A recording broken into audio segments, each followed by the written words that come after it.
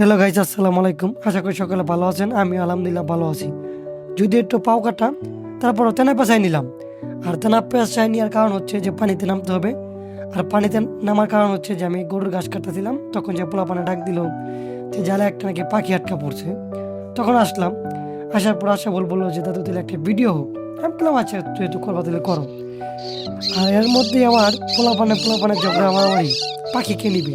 পরে আমি বললাম এটা তো নেওয়া যাবে না, এটা তো বড় পালি, বড় পাখি আর ফ্যামিলি আছে, তো এর কাছে ছেড়ে দিতে হবে।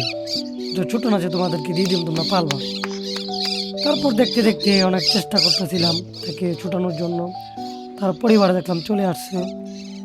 তারপর আসে বললো যাতে তো ম্যাচ নিয়ে পুইরা ফালাও, যেহেতু না খোলা যাইতেছে।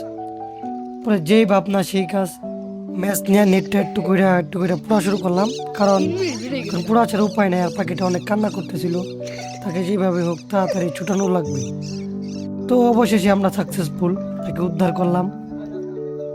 শীতের দিনে পানি কি আছে দাম করেন দেখো গোবইলা শালিক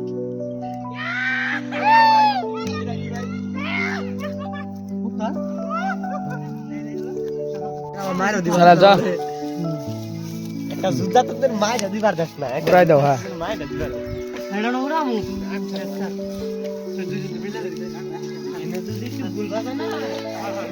কাইলা করলা এই বেটা তুই দাইতো করকে 1 2 3 ও